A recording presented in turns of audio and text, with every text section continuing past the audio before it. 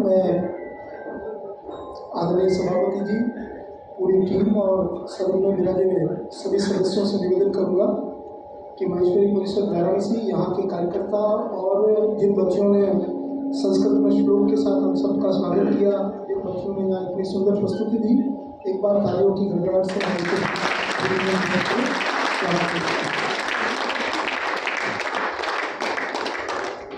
आदरणीय गुरुदेव जी साहब जवर हमारे मध्य में आ चुके हैं। महासभा के पूर्व महामंत्री हैं और वरिष्ठ समाजसेवी है। अग्रिम पंक्ति में आप अपना स्थान ग्रहण कराएं। सभापति जी की इजाज़त लेकर सदन की कार्रवाई हम अपने एजेंडा के अनुसार, सबसे पहले तो हम सब लोग बहुत लंबे समय के बाद मिल रहे हैं। कोरोना का पूरा कार्यकाल इस सत्र की ये दूसरी फिजिकल मीटिंग है और 4 मीटिंग हमने वर्चुअल की है। सब लोगों को बहुत उत्साह था। शायद 1 महीना 5 दिन के सूचना में ही ये सारी उपस्थिति और सारी व्यवस्था हुई है। उस माइक को बंद करना पड़ेगा। इसलिए हम सब लोगों का उत्साह था और उसी उत्साह की परिणति में देश भर के सभी स्थानों से सभी लोगों ने भाग लिया है। मैं आप सभी का स्वागत करता हूं, आपके प्रति अभिनंदन व्यक्त करता हूं।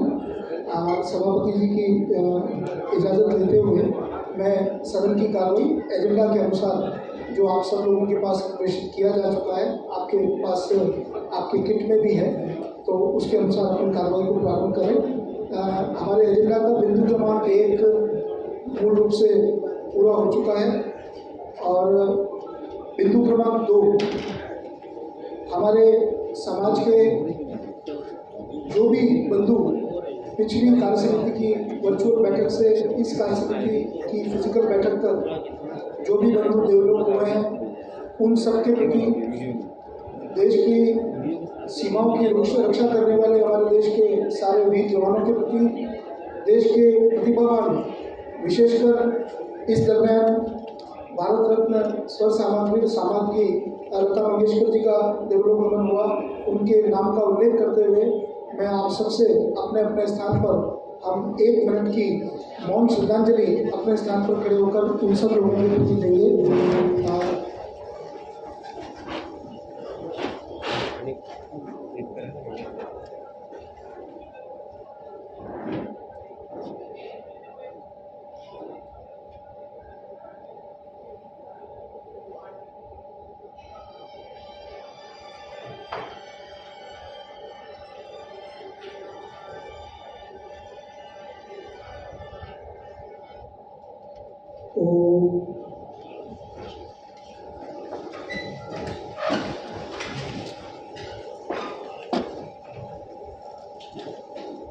बिंदु क्रमांक 3 गत पंचम कार्यसमिति की बैठक दिनांक 18 दिसंबर 2021 को जो संपन्न हुई, उसकी कार्रवाई रिपोर्ट आप सभी लोगों को यथा समय प्रेषित कर दी गई थी।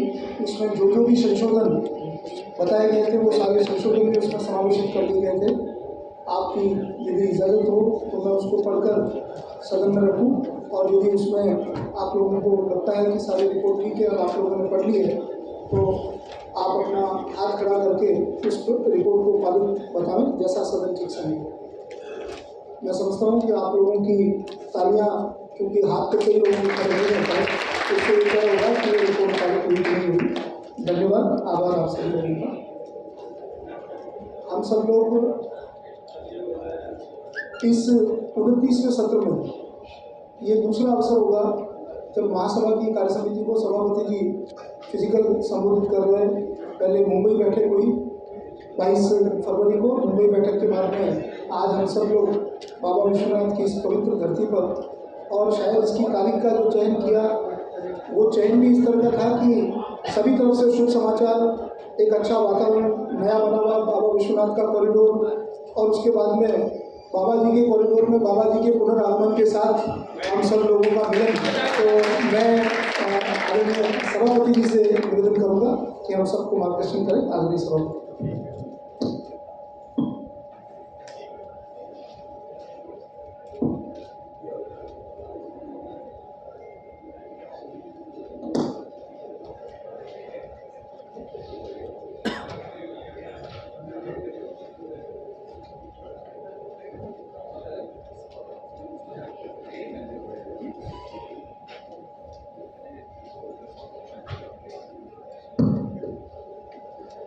धन्यवाद भाई संदीप जी।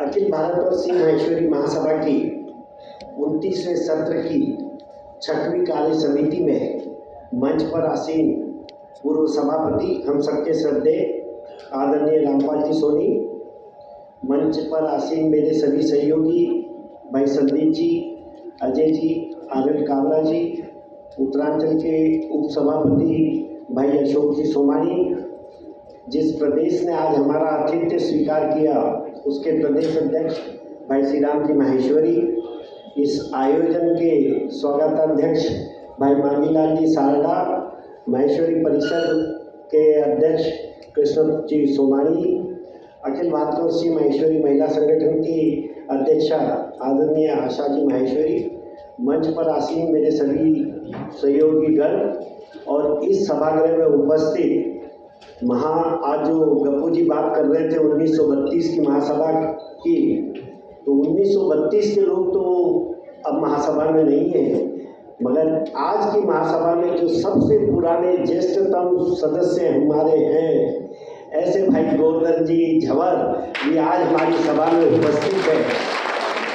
ये हम सबके लिए बहुत ही गौरव और खुशी की विषय है और सभागृह में उपस्थित सभी ज्येष्ठतम श्रेष्ठतम समाज बंधुओं, सब तो पहले संदीप जी ने एक बात छेड़ी कि आज की मीटिंग की तारीखें और प्लेस के बारे में, तो इनके खुलासा मैं करते चलता हूँ। ये 2 साल के कोरोना ने हम सभी का स्वभाव बना दिया था आपदा में अवसर ढूंढने का, और उसी तरह से जैसे ही कोरोना शनि शनि कम होने लगा, हमने और संदीप जी ने मिलकर आपदा में एक और अवसर ढूंढा कि जिस उत्तर प्रदेश में 7 तारीख को लोकतंत्र का आखिरी कहना चाहिए चरण था, लोकतंत्र की पूजा का, यहाँ की विधानसभा का वोटिंग था, उसमें आखिरी चरण में वाराणसी भी शामिल था। 10 तारीख को रिजल्ट्स आने वाले थे संभावित, और 11 से आप लोगों का आगमन हुआ, 12 और 13 को मीटिंग रखना।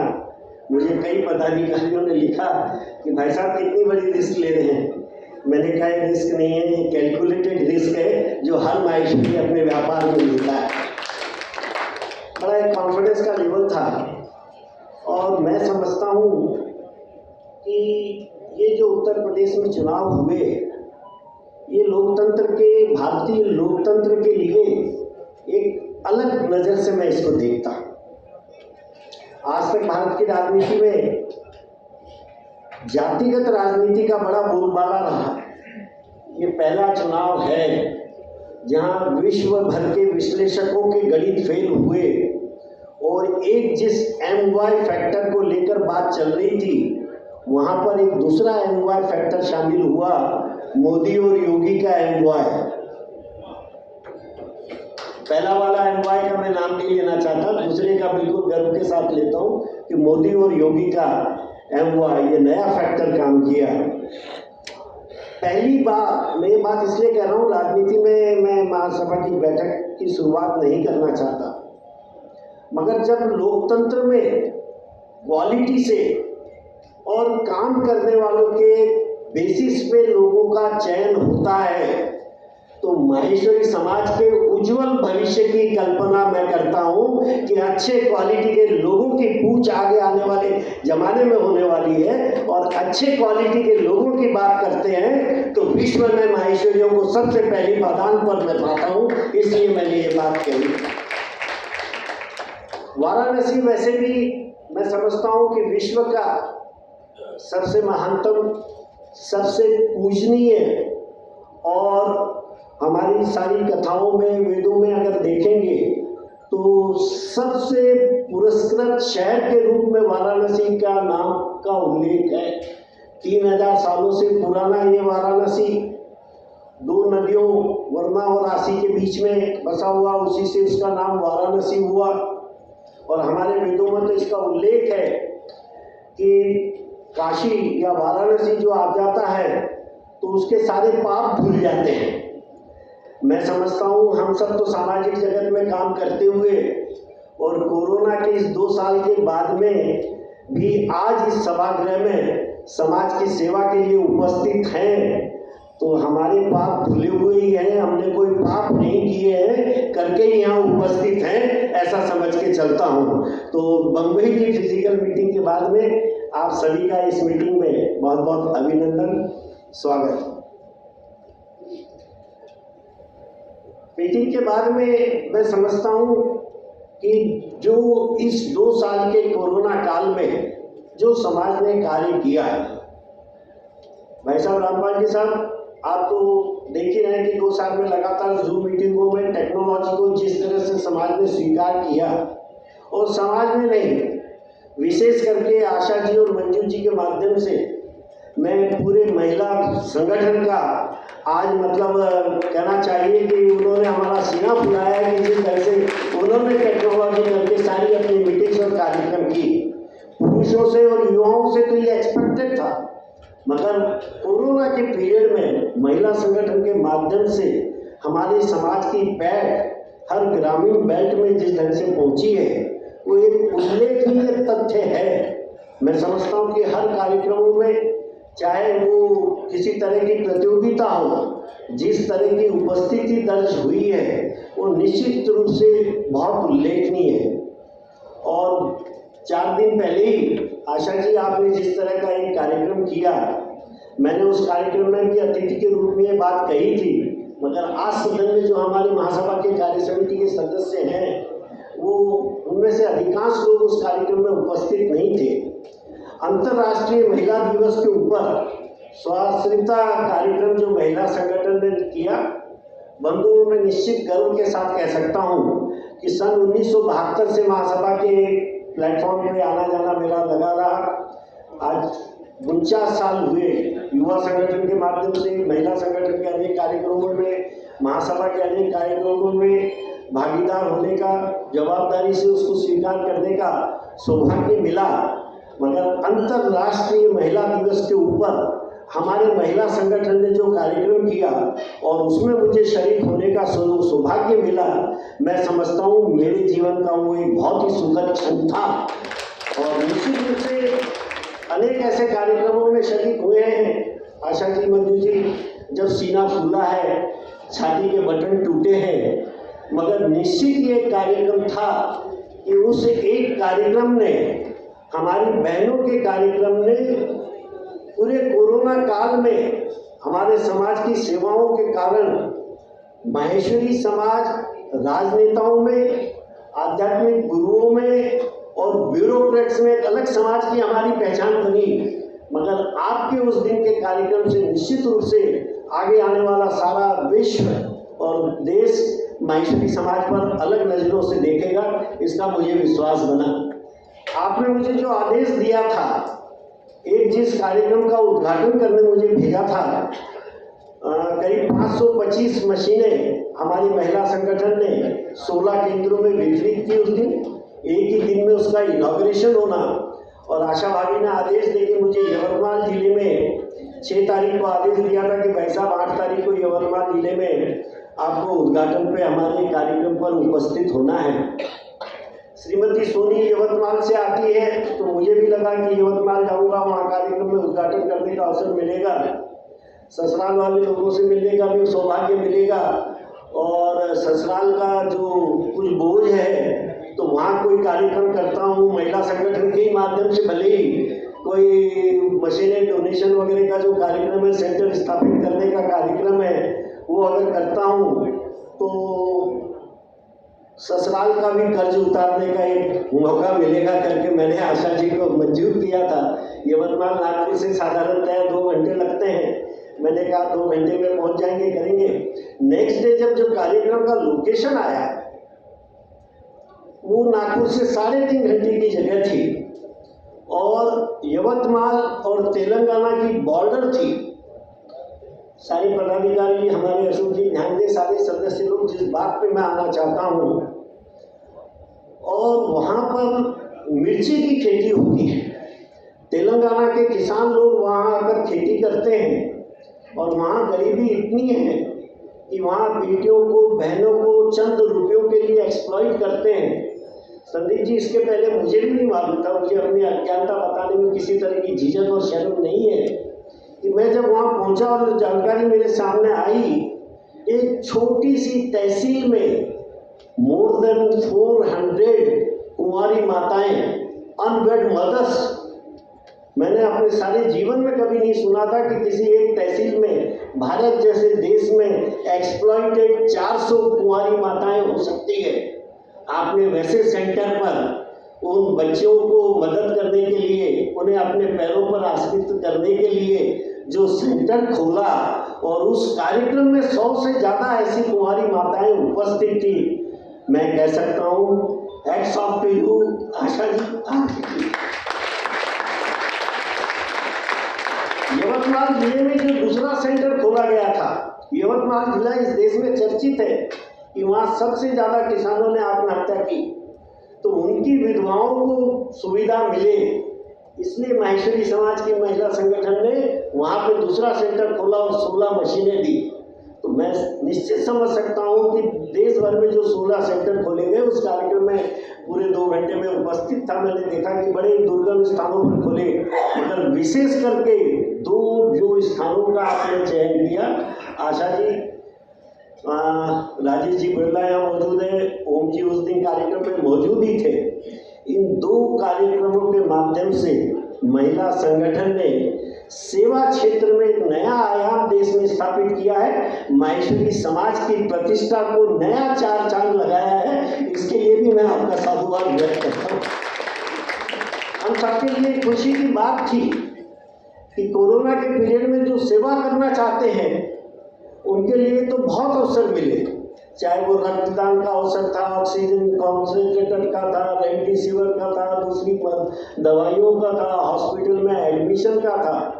मानवता की सेवा करने के बहुत सारे अवसर कोरोना में सेवा करने वाले लोगों को मिला है, मगर एक ही कार्यकाल में आशा जी की और मंजू जी की टीम ने 4 गोल्डन रिकॉर्ड अगर स्थापित किए हैं, तो ये भी माहेश्वरी समाज के लिए निश्चित रूप से बहुत बड़ी गौरव की बात है।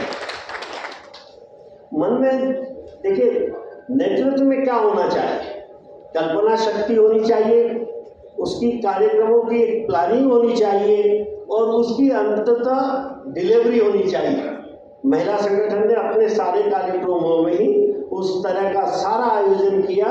निश्चित रूप से हम सब लोगों के लिए भी, हम सब कार्य करते हैं अपने अपने क्षेत्र में, तो किस तरह का कार्य करना चाहिए, मूछ वाले होते हुए भी किसी तरह की झिझक नहीं हो। हमको महिला संगठन से भी सीखने का समय आपने प्रदान किया, मुझे कहने में कोई झिझक नहीं।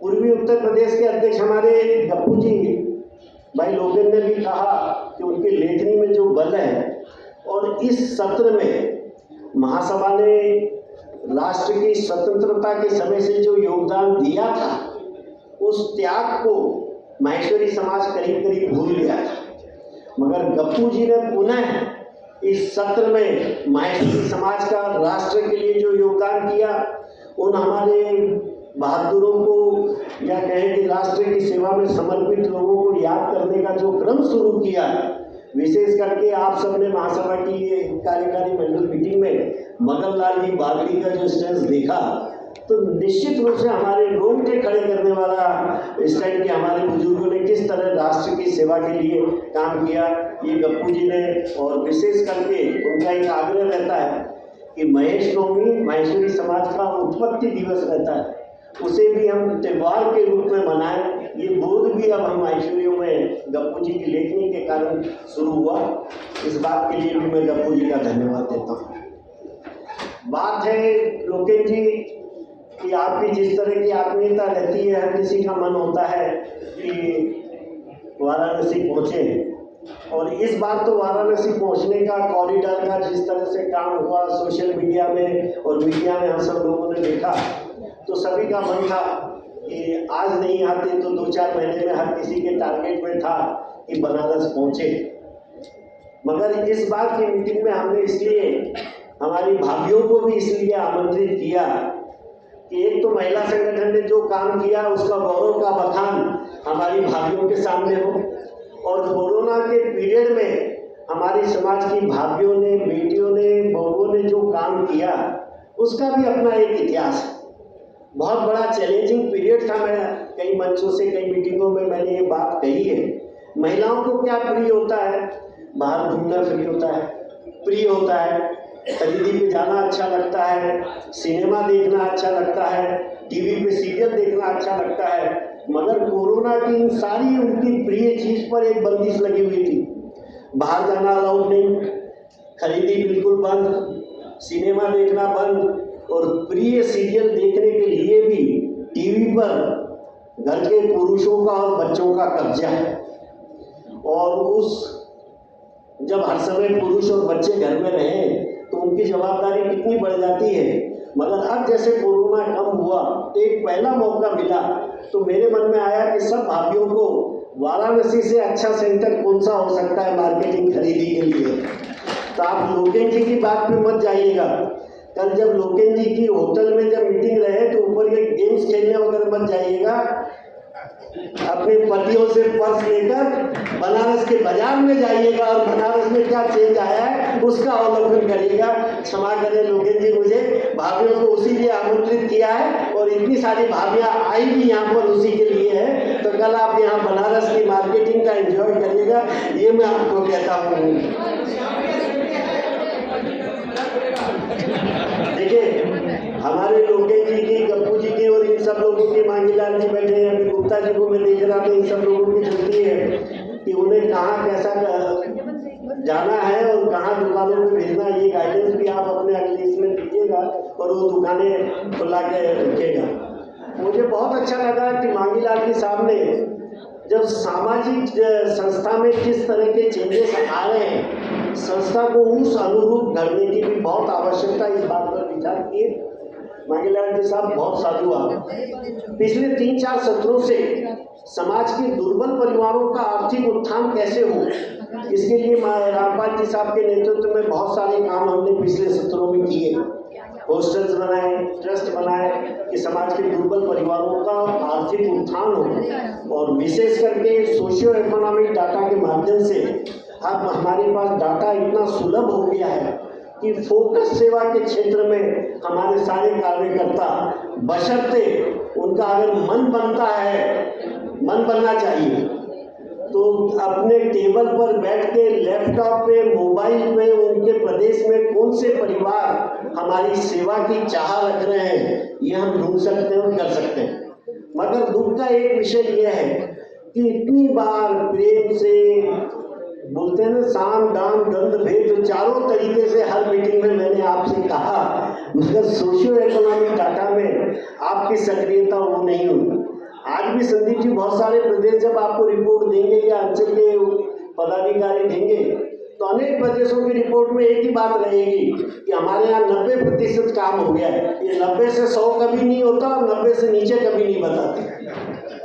मगर कल जो दिनेश जी ने आंकड़े जारी किए हैं, जिस प्रदेश में आज भी अगर परिवार की इनकम का हमको पता नहीं है, अगर परिवार ने इंश्योरेंस कराया है कि नहीं ये हमें पता नहीं है, परिवार का खुद का घर है क्या ये हमें पता नहीं है, अगर 50%, 60% लोगों का, और हम कहते हैं कि हमारे डाटा 90% हो गए, तो ये कोई जनगणना का अभियान नहीं था, ये सोशियो इकोनॉमिक डाटा संगठन का अभियान था।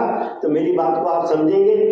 3-4 दिन पहले से संदीप जी, मेरे बहुत सारे मित्रों ने, आपके हमारे मित्रों ने फोन कर करके मुझे वार्न किया कि भाई साहब इस बार सोशियो इकोनॉमिक डेटा पे कड़क शब्दों में मत बोलिएगा, बहुत कड़क बोलते हैं। भाई मेरा तो शुरू से ही कड़क बोलने का अभियान रहा और इसको तो सही रूप में रामपाल जी ने ही परखा और समझा, वरना इतनी कड़क भाषा में बात करने वाले को कोई पदाधिकारी बनाता है क्या? अधिकतर चापलूसी का दौर में बातें करने वाले, वो मेरे से नाराज नहीं होना चाहिए, वो मेरे से ये नहीं होना चाहिए, ऐसा स्वभाव रखने वाले ही पदों पे आते हैं। मगर निश्चित रूप से अगर माहेश्वरी समाज को विश्व का सबसे बेहतरीन समाज बनाने का अगर हमारा सपना है, जो रामपाल जी का हम सबका सपना है, वो अगर बनाना है तो सोशियो इकोनॉमिक डाटा जब तक 100% तैयार नहीं होता, हमारे कार्यकर्ताओं को घर पे बैठे जब तक पता नहीं लगता। जैसे जोधपुर अधिवेशन में हमने एक संकल्प लिया कि सबके सर पर छत हो अपना। आज भी पदाधिकारियों के मीटिंग में हमने चर्चा की। पहले हमने टारगेट रखा था कि फाउंडेशन में बहुत अच्छा सहयोग आ रहा है, तो हर वर्ष 200 परिवारों को फाउंडेशन के माध्यम से उनका 1/3 इंस्टॉलमेंट हम भरेंगे।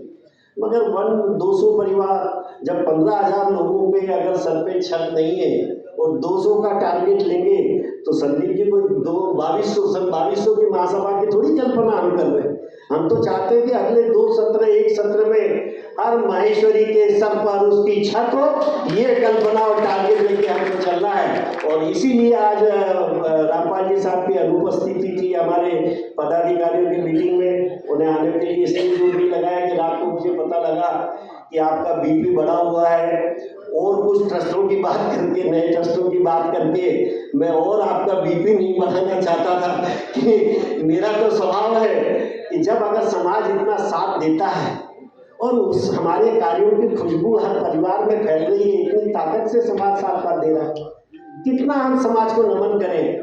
अभी आप जब आनंद काबरा साहब आपको अकाउंट्स देंगे, आप खुद अचंभित होंगे कि जिस एबीएम माहेश्वरी रिलीफ फाउंडेशन को हर परिवार की सहायता के लिए सभापति और पदाधिकारियों के पास में कोई ऐसा अस्त्र चाहिए कि जब वो चाहिए तो उसको सहायता पहुंच जाए, उस ट्रस्ट में इस साल 3 करोड़ रुपए की राशि आप सबके सहयोग और माध्यम से आई है। ये कोई छोटी बात नहीं है। और महेश नवमी के अवसर पर मेरे संबोधन में मैंने बात ली थी कि मैं सपना देख रहा हूँ कि अब हमारा फाउंडेशन ऐसा हो कि देश की नीतियों के अनुसार CSR की जो योजना है उसके माध्यम से Maheshwari ABM Maheshwari relief foundation साल में 100 करोड़ का काम करे, और देश भर के सारे इंडस्ट्रीज का CSR का पैसा जो बड़े NGOs का जाता है वो हमारे संस्था को मिले। मैं आज इस मंच से, खुले मन से भाई संदीप जी का साधुवाद व्यक्त करना चाहता हूं कि उनके प्रयत्नों से करीब 7 करोड़ की राशि फाउंडेशन की इस तरह की आई है, जो दूसरी कंपनियों का पैसा भी CSR के माध्यम से हमारे फाउंडेशन से खर्च होता है। तो सरकार के कानूनों के हिसाब से हम 5% राशि उसमें से रख सकते हैं। तो लोगों का ही अगर 100 करोड़ का काम आने वाले सत्र में अगर फाउंडेशन करने लगे, तो समाज की सेवा के लिए 5 करोड़ रुपए की राशि एबीएम माहेश्वरी रिलीफ फाउंडेशन के माध्यम से उपलब्ध हो सकती है।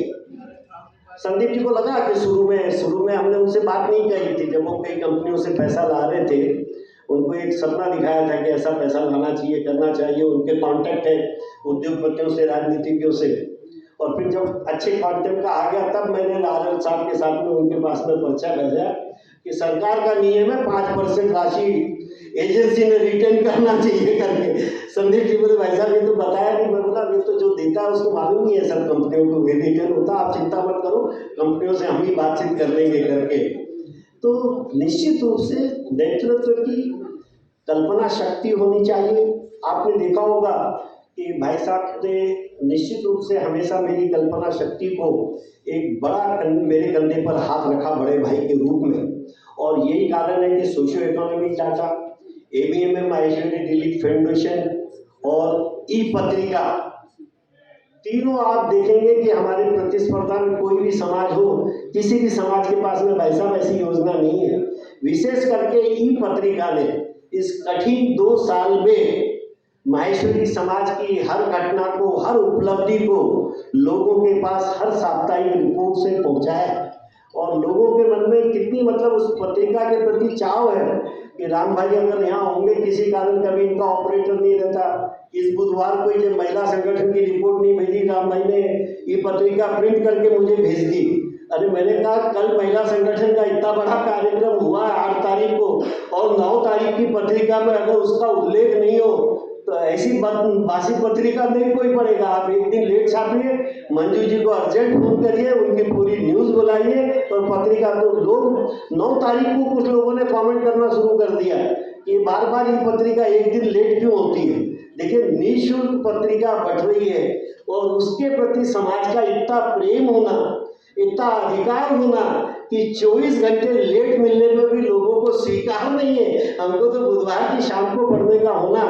तो आप अगर कल्पना शक्ति से कोई चीज़ समाज को देते हैं तो लोगों के मन का भाव बनता है और लोगों का आशीर्वाद मिलता है। मैं उन सारे भामाशाहों के समाज को आज की हमारी मीटिंग के माध्यम से साधुवाद धन्यवाद देना चाहता हूँ कि जिन्होंने हमारी अपील पे, आपने आप बोला अगर आप परिवार का किस्सा मैगजीन में पढ़ा, मुझसे सुना मीटिंगों में, हमारे नागपुर के बियाणी परिवार का, कि एक एक बात सभापति की एक बात निकलती है और कोई 21 लाख का चेक जमा कर रहा है, कोई 11 लाख का चेक जमा कर रहा है। ये कोई छोटी बातें नहीं है। निश्चित रूप से इस कोरोना के काल में हमारे सारे संगठनों के माध्यम से, प्रदेश, जिला, स्थानीय संगठनों के माध्यम से, महिला और युवा संगठन के कार्यकर्ताओं के माध्यम से माहेश्वरी समाज ने सेवा में एक जो नया आयाम स्थापित किया है, करके लोगों का आशीर्वाद मिल रहा है। कोरोना के सारे ब्लैक क्लाउड्स तो हर बार रोज हमको मीडिया में देखने को मिलते हैं, मगर कोरोना का जो व्हाइट क्लाउड है, सिल्वर लाइनिंग है, उसमें से 2-3 बातें यही भी है कि लोगों का पैसे के प्रति मोह घटा है। 100 करोड़ के उद्योगपति व्यवसायी भी जब अपने घर के किसी रिश्तेदार को हॉस्पिटल में एडमिट नहीं करा पाए, तब उनको लगा कि इस पैसे का क्या उपयोग। अब सारे लोग चाहते हैं कि पैसे का भला उपयोग करने के लिए वो संस्थाएं ढूंढ रहे हैं, कार्यकर्ताएं ढूंढ रहे हैं। तो निश्चित रूप से हमारी संस्था ने, हमारे कार्यकर्ताओं ने जो ये भावना बनी है उसको कैश आउट कराना चाहिए। बिजनेस में तो जब अपॉर्चुनिटी मिलती है, तेजी मंदी के सभी के व्यापार में काम रहता है, तो अगर सामाजिक जीवन में भी अगर ये चेंज आया है, लोग आर्थिक रूप से सहायता करने के लिए आगे आना चाहते हैं, तो हम सबको उसमें आगे आना चाहिए। लोकेन जी, एक बात आपने कही, भाई संदीप जी की कल शादी की सालगिरह पर बधाई देते हुए, उसमें आपने एक वाक्य कहा, जरा सा मुझे खटका, इसलिए मैं क्लियर कर रहा हूँ। आपने कहा कि पत्नी और महासभा के बीच में प्रतिस्पर्धा। हमारे समाज में पत्नी और महासभा में कभी प्रतिस्पर्धा नहीं हो सकती। ये तो हमारी भाभी और श्रीमती सोनी बैठी है, इनका त्याग रहता है जब ऐसे कार्यकर्ता समाज सेवा के लिए आगे आते हैं। तो हमारी मंजू ने भी शादी की सालगिरह भूलकर अगर संदीप को कल इस मीटिंग के लिए यहाँ भेजा तो कोई प्रतिस्पर्धा नहीं थी, और इसीलिए संदीप जी आज मुक्त भाव से सबके मन में यहाँ सेवा के लिए लगे हैं। कभी नहीं हो सकती। हमारी हर महिला ये समझती है कि हम में से जिन लोगों ने सेवा का वक्त ले रखा है उसके सामने मैं कॉम्पीट नहीं कर सकती, ये हर महिला जानती है। और निश्चित रूप से हमारी माताओं का ये सेवा भाव ही माहेश्वरी समाज को विश्व भर के सेवा के इतिहास में एक नए मुकाम पर पहुंचाएगा, मुझे विश्वास है। आने वाले सप्ताह में हमारा सबसे बड़ा एक त्यौहार आ रहा है, होली, उसकी भी मैं आपको शुभकामनाएं देता हूँ।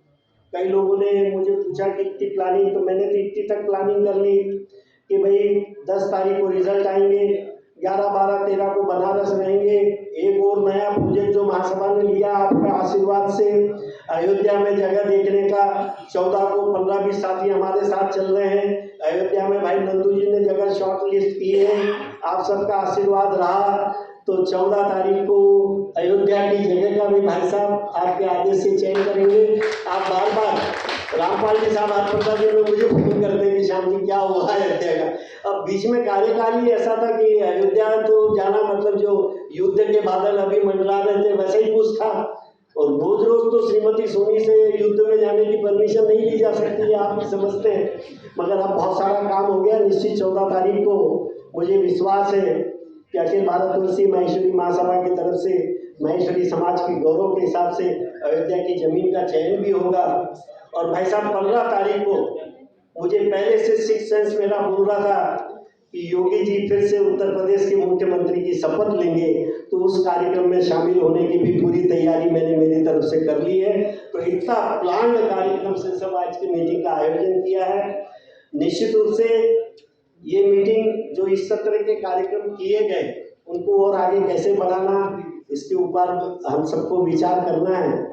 मगर अब इस सत्र में कोरोना के कारण 2.25 साल निकल गए, अब 9 महीने का समय बचा है।